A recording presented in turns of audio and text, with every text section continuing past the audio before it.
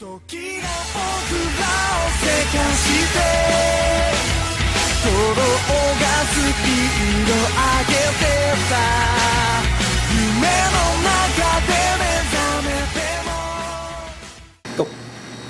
is up, YouTube? Team Dreadnought here. It's been a while. We're back now in the BT15 meta where things are. Alright. Where things are a little more weird. Glendios is wrecking the format. No, he's not. Honestly, he's not. He's not doing shit. Fucking Chicago top with Bermuda and Pale Moon. Bermuda's broken. Bermuda and Pale Moon. Bermuda's broken. Glendios hasn't been doing anything. Bermuda carries up. So people have been playing Glendios, but I won't lie, it's not as big of a threat as we thought. It's still a very big threat if you play against it and you're not ready for it. Oh shit, it's only been out for a week. It's still broken. Give it some time. It's still broken. It's still the second most broken deck in the game. But it hasn't been doing as much as people thought it would be. It's almost. So the format's still pretty. Alright, we're going diverse. It's still the second most broken deck in the game. Anyways. Anywho, we're here bringing you deck profiles. You can see from the sleeve here, it is going to be the Overlord deck. A lot of people don't. Some people actually don't know about this deck. They don't. Some people actually don't know this deck exists, kind of thing. It's pretty weird. But yeah, with Transcendence out, people just say, "Why don't you play Transcendence?" But this is a different kind of form of it. It's a lot more fun to play. It doesn't make people as angry. I have a Transcendence deck profile that I'm also going to be doing soon with the BT15 cards and how you can use those to fight Glendios and other major steps in the format. But for right now, it's going to be the Overlord build because I really like Dragonic Overlord. And we started out with Red Pulse Draco Kid. Yes, Lizard Soldier Conroe has been banned now for some time. In English now, so it's pretty much Red Pulse, or if you want an alternative, you can use Lizard Soldier Fargo. And this particular deck, just because you have Overlord Vanguards all the time, so is effective, very relevant. Siddig! Yeah. Dragonic Siddig. Siddig's not terrible. Siddig's more for Dauntless, in my opinion, because you're retiring more often. Or more. Let's say burnout, nigga. You're retiring more consistently with Dauntless just because of his limit break. Or if you play Red Pulse, you can search for your Overlords because there's a couple cards in here that toolbox with Overlords, so it's nice to look for them as quickly as you can. It doesn't matter what Overlord you have as long as it's an Overlord. So use Red Pulse. And then we got 4 heal triggers. 2 Barbara, 2 Genjo. These Genjos are coming out very soon when I get more Teresa's. Barbara's best heal trigger. I don't know. I want to split them up 2 and 2. No, you gotta use all 4 Barbara. When the 4th one comes out, I'm playing one of each. Or the Perdition one. I'm playing one of each when they all come out. Like Genjo comes back when the other one comes, then you have 4 Dragon Dancer heal triggers. Yeah, you play 4 heal triggers, then I go 7 critical triggers. It can be any crits you want, really. I like Tar because he's the best one. He also comes rare. No, they can only make 1 Steel Dragon trigger. But I don't have any. What's his English name now? Like Arabellum, the one from 15, the like dragon monk. Dude, I pulled that motherfucker. I think they changed his name. I forget.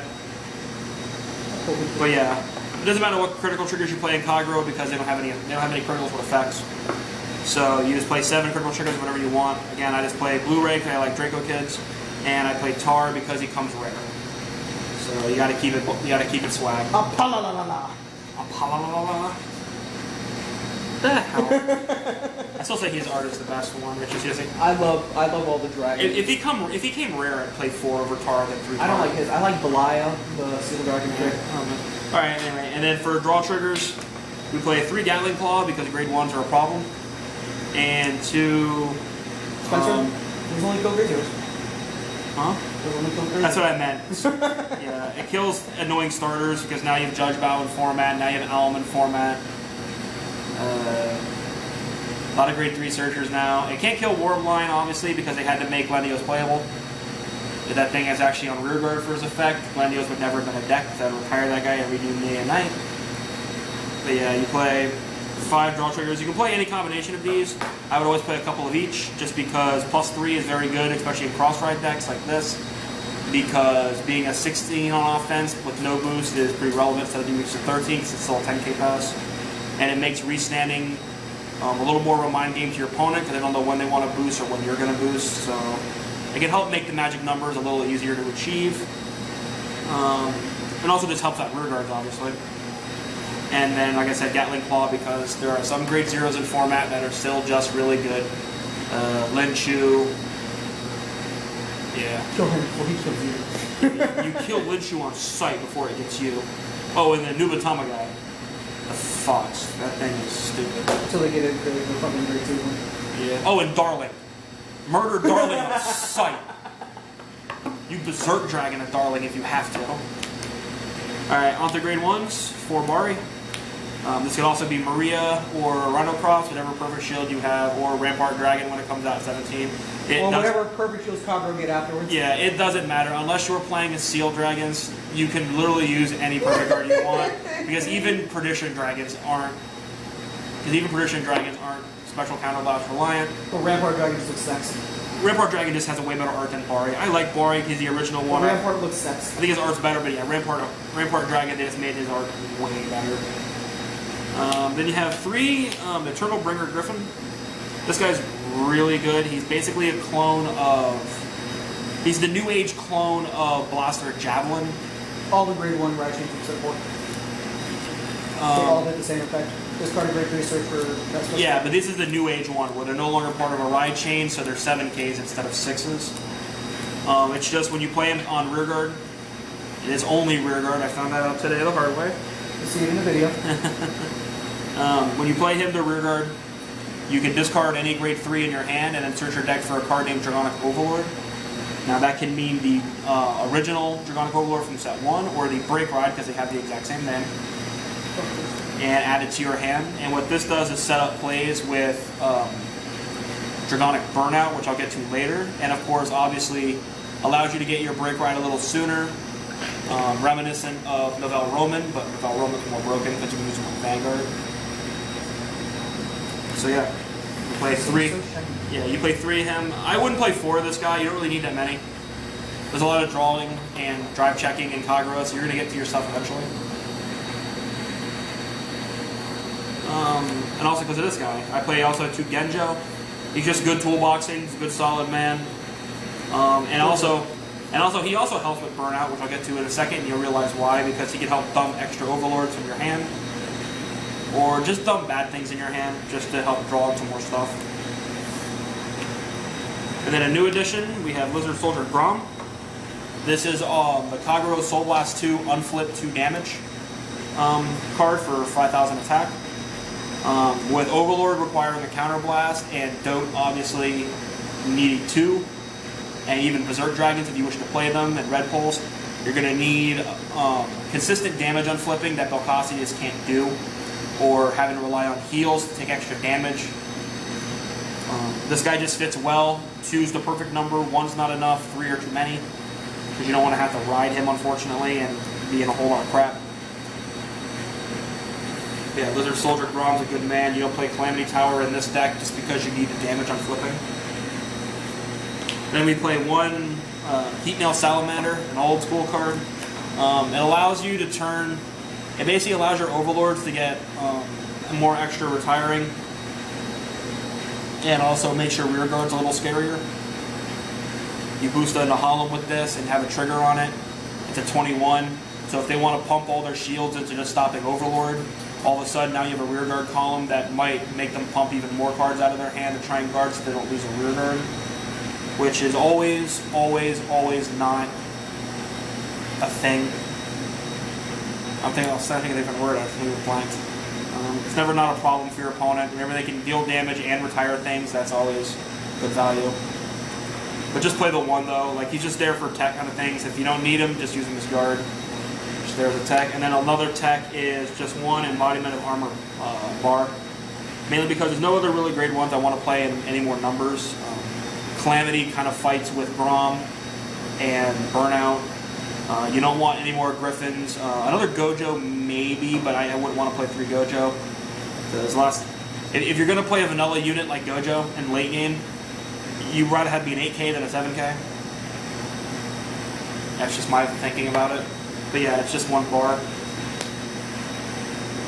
And then we have the 12K attacker for Dragonic Overlord in Burning Horn Dragon. Whenever you have a Vanguard with Overlord, whenever your Vanguard has Overlord in his name, he gains +3 whenever he attacks. This guy's been in format now for 2 years. Damn while. February 2015. Just play 4 of them. He's efficient. He's strong. There's also not that many other grade 2s you really want to play in this. Alright, and then another new card for the format. You have Dragonic Burnout, who is the best buddy and retiring partner of Overlord. His effect is when he's called to rearguard, you can Soul Blast 1 and then choose a card in your graveyard with Overlord in its name and put them on the bottom of your deck. If you do, you can retire any rearguard on your opponent's field. They did reword it to where you can't put the same Overlord you Soul Blast on the bottom. Choose another card. Yeah. So you have to you can't Soul Blast and Overlord and then put that same Overlord on the bottom. If I remember correctly, it says no. Just a Soul Blast 1 and you choose a card with Overlord. You can still Soul Blast the same Overlord. You can Soul Blast the same. That's oh yeah, right. Okay, you can still. Maybe I was wrong. So yeah. But yeah, that's basically his effect. He's basically a Soul Blast 1 to retire something, which is just obviously, if you know anything about retiring effects, that's probably one of, if not the cheapest retiring effect in the game, other than maybe Chow Out, but that requires you to actually have something on field, where this guy, you literally just top deck and retire something. But yeah, he's a good man, 4 of. Funny interactions with the end, obviously, because you can put him back on the bottom of the deck, and if you have ever shuffle the deck, all of a sudden you have more threats. Prevent you from decking out, because his deck drive checks a lot. And you're playing 5 draw triggers, so you don't want to deck out.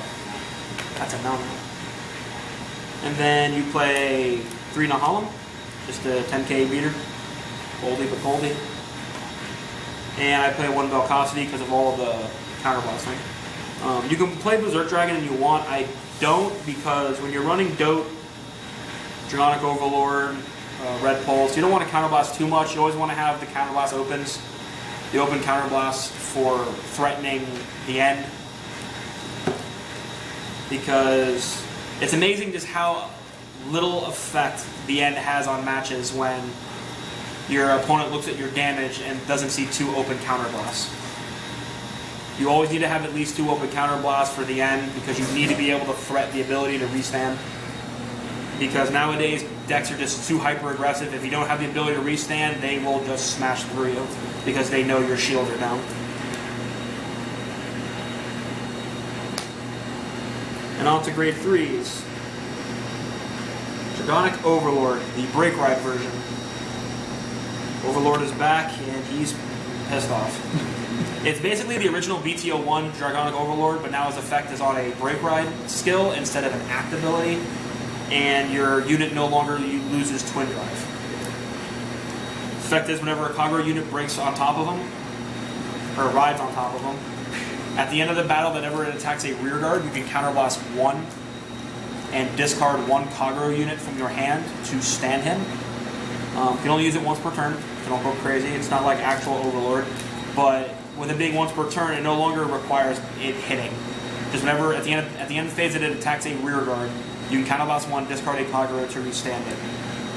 This is obviously very good with the end, because it allows you to attack a rearguard, counterblast 1, discard 1 to restand it, and then attack something else, and if it hits again, then you can counterblast 2 Persona Blast at the end to restand it. Or you can use it with Rebirth, because Rebirth's effect is whenever it attacks the Vanguard, if you don't restand it with his effect there, you lose the ability, which is why it doesn't work with Dauntless Dragon. Rebirth was made specifically to work with this guy. So you would attack a rearguard, then counterblast 1, then use Rebirth, then use his skill to stand, attack Vanguard, then use Rebirth's skill, attack Vanguard again. But overall, it's a solid card. You only want to play 3, you don't want to play 4. There's really no reason. Between all the draw triggers, Eternal Bringer, Griffin, you're going to find him, and Red Pulse, obviously. 9 times out of 10, you're going to be able to get him some way or another. If you don't, then it kind of sucks, but because of Grom and Burnout, you can actually usually refilter your deck to where you can ride him later, and you won't really miss that much of a beat. But yeah, he's just a good card. Very good card. Get him now before his price goes back up. It might. And then the one tech, I play one Dragonic Overlord, the Rebirth. I don't use it most of the time. He's a strong finisher on the break ride. Like I was saying earlier about his effect. Rebirth is once again is also a cross ride, so if you have Dragonic Overlord and Soul, he is a 13k base. And his effect is pretty unique, but also pretty powerful. His effect is you can at Limit Break, you can counterboss 1 and lock any amount of Kagura units on your field as you want. One on one. Yeah, you can lock 1 or more Kagura units on your field. Then after paying the cost, if you have 5 locked Kagura units, he gains power plus 10,000, so he'll be a 23 normally, or a 33 off break ride. He'll be a 23 or 33, whose effect then becomes, at the end of the battle, it attacks the Vanguard. You can discard 2 Kagura cards from your hand and restand it at the end of the battle that he attacks the Vanguard. And if you don't pay the cost when he attacks, you cannot reuse the ability, which is why it doesn't work with Dauntless. If you break ride him over Dauntless Drive Dragon and attack the Vanguard, you have to choose right then and there to either use Rebirth or Dauntless. Because like I said, Dauntless only works if you haven't restand already. The only way this guy works with Dauntless is if the first attack attacks a rear guard. But if you're doing that, you might as well play Overlord because it's cheaper than discarding 3 for Dauntless. Also, you get the extra +2, which is very relevant. But yeah, this guy's a really good finisher. He can just restand out of nowhere.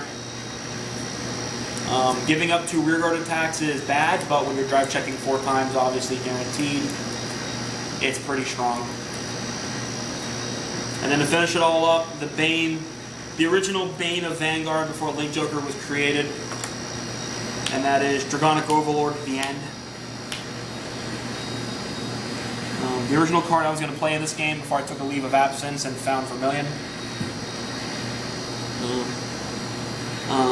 He came in an era before Lord existed, which was the beginning of Season 2. So if he's the only thing on your field, he's a...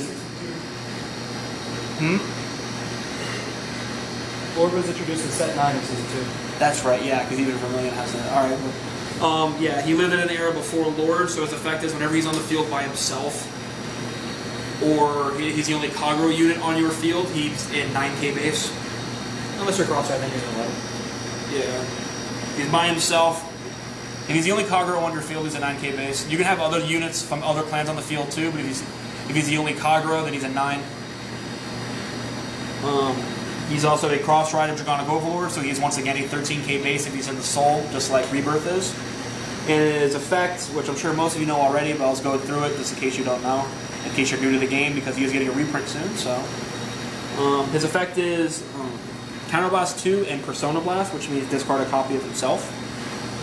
Whenever his attack hits anything, rearguard or vanguard, you can pay the cost to restand him. You can do this as many times as you want to turn, as long as you have the ability to pay the cost. So if you have 4 open counterblasts and 2 in hand, if he hits once, you can counterblast. You can pay the cost, restand, attack again. If it hits, you once again pay the cost, restand.